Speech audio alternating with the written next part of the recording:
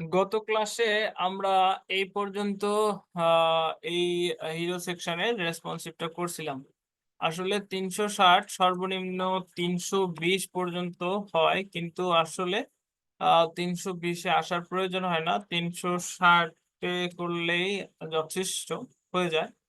আর এখানে দেখো আমরা একটা জিনিস করি, সেটা যে যখন ট্যাবলেটে থাকবে তখন আমাদের এই ট্যাবলেট সরি যে ৭৬৮ ৬৫ এই ৭৬৮ আর এই একেবারে ছোট ডিভাইসে গেলে তখন এই পাশে এবং এই পাশে গ্যাপটা বেশি গ্যাপ আছে, তাই না? মানে এই হেডারের ব্যাপারে এখানে আমরা ৩০ পিক্সেলের গ্যাপ দিছিলাম, তাই না?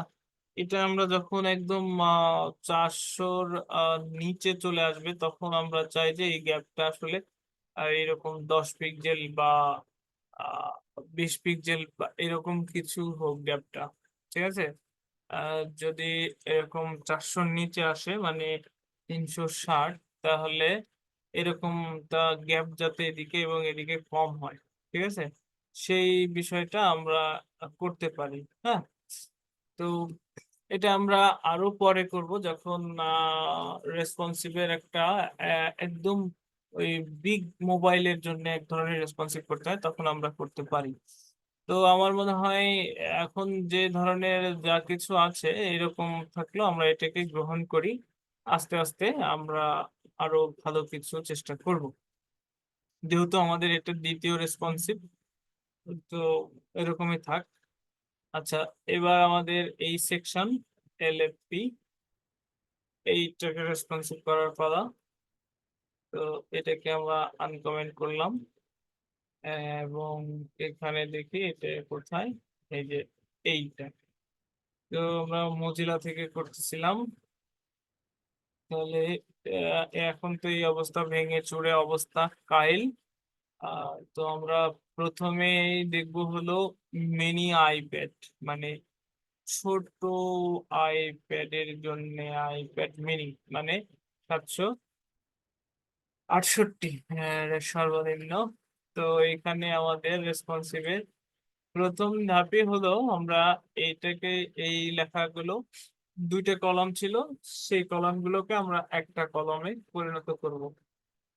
এই যে ফ্লেক্স কন্টেনার, এটা এটা একটা কলাম এবং এটা একটা কলাম, তাই না? এটা একটা এবং এটা একটা। তো আমাদের প্রথম কাজ হবে যে এই দুটাকে এখন কলাম বরাবর আছে, আমরা এই দুটাকে রো বরাবর নিব।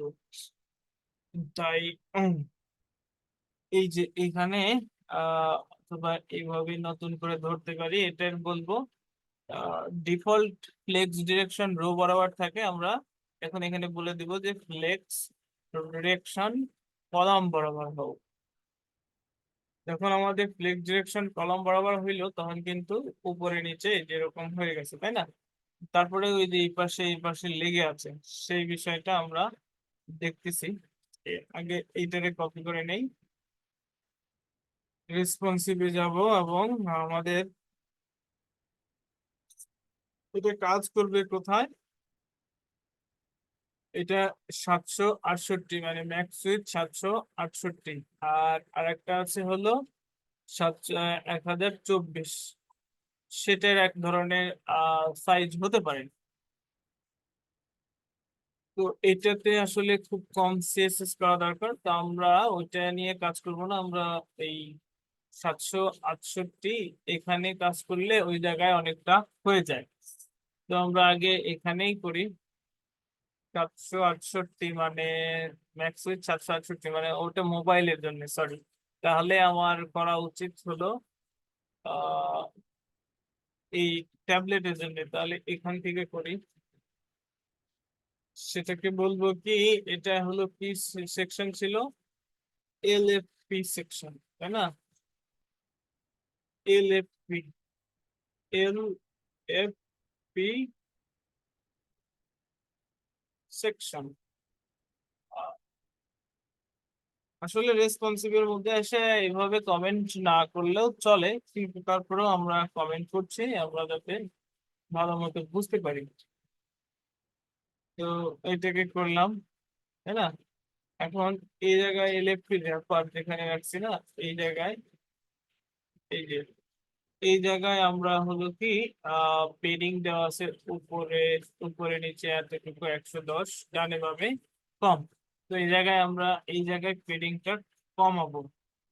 এখানে মনে করো যে 70 পিক্সেল দিব, আর ডানে বামে মনে করো দিব কত, 30 পিক্সেল দেব। এই, তাহলে পরে আমাদের এই উপরের সাথে একটা মিল থাকবে। ঠিক আছে, এই টুকটুক দেওয়াতেই দেখো অনেকটা সমস্যার সমাধান হয়ে গেছে। তাহলে এটা হবে কি 700, সর্বনিম্ন উইথ যখন 768 হবে তখন এটা কাজ করবে। বারবার মধ্যে এটা এখানে দিই। এখন এই যে পরিবর্তনটা করলাম, তাই না? তুমি চাইলে এই যে ইমেজ, যেখানে এই যে এখানে যে ইমেজটা আছে, এই যে ইমেজ, এখানকার এই ইমেজটা চাইলে আরেকটু ছোট করে দিতে পারো। হ্যাঁ, আর আমার মনে হয় এই যে এইখানকার যে সিস্টেম, মানে এই যে এগুলো টেক্সট পাবে, এই সিস্টেম গুলো মনে হয় এখানে এখন যেমন আছে সেটাই উম, ভালো লাগতেছে, কোনো ধরনের পরিবর্তন না করলেও চলবে। উম, খারাপ লাগতেছে না মোট কথা এই। তবে তুমি চাইলে যেটা করতে পারো যে এই এই টেক্সট গুলোকে টেক্সটালাইন সেন্টার, এই টেক্সট গুলো টেক্সটালাইন সেন্টার, আবার এই যে এগুলোকে সেন্টার ওয়াইজ, সেন্টার বরাবর করলে করতে পারো। তবে আমার মনে হয় এরকম খারাপ লাগতেছে না, আমরা ওই এই জিনিসটা করব মোবাইলে দ্বারা। তো তাহলে এখন মোবাইল, এই এর পরে দেখো এটা হলো বড় স্ক্রিন হয় কত, 1024 পর্যন্ত। এই যে 1024 পর্যন্ত, তার উপরে আবার দেয় মানে desktop screen, mini desktop screen শুরু হয়ে যায়। তাহলে এইখানে এই 768 পর্যন্ত আসলে আমাদের কোনো সমস্যা নেই। এই 768-র পরে এই এগুলোতে এসে যখন প্রবলেম হবে কোথায়, মোবাইল স্ক্রিনে।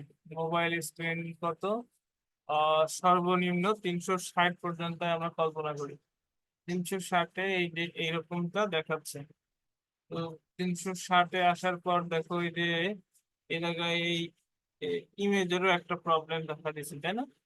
তাহলে সর্বপ্রথমে আমাদের যে ইমেজের প্রবলেমটা দেখা দিচ্ছে সেই ইমেজের প্রবলেমটা সলভ করব। এখানে ইমেজকে আসলে কোনো ধরনের স্টাইল করা নাই, তাহলে আমরা ইমেজকে বলে দিতে পারি এলএফপি ব্যাপার, এর মধ্যে যে আইএমজি ইমেজ, সেটাকে বলতে পারি যে উইথটা 100%। হ্যাঁ, উইথটা আসলে ম্যাক্স উইথ 100% আছে। তো ইমেজের উইথটা আমরা বলে দিলাম 100%। তাহলে দেখো অনেকটা প্রবলেম সলভের কাছাকাছি। এবং এটা হলো মোবাইল ডিভাইসের ক্ষেত্রে। তাহলে মোবাইল ডিভাইস, মোবাইল ডিভাইস কোথায়, এই জায়গায়। কি বলবো, এল এফ পি। আমরা একটা কাজ করব, এখানে আমাদের কন্টেন্ট গুলোকে মাঝ বরাবর দেখাবো। হুম, কন্টেন্ট গুলোকে মাঝ বরাবর দেখাবো, কেননা আমরা ট্যাবলেটে দেখাইনি। আমি এটা এখানে না করলেও হবে, কিন্তু তারপরে আমি যাতে তোমরা বুঝতে পারো বা শিখতে পারো সেই জন্য এখানে এই জিনিসটা করবো। এবং এর ফন্ট সাইজ করে দিব কম, ফন্ট সাইজ করে দিব হলো 28। হ্যাঁ, এবং টেক্সটা লাইন করে দিব সেন্টার। এখানে দুটো পরিবর্তন করলাম, তাই না? দুটো পরিবর্তন করলাম।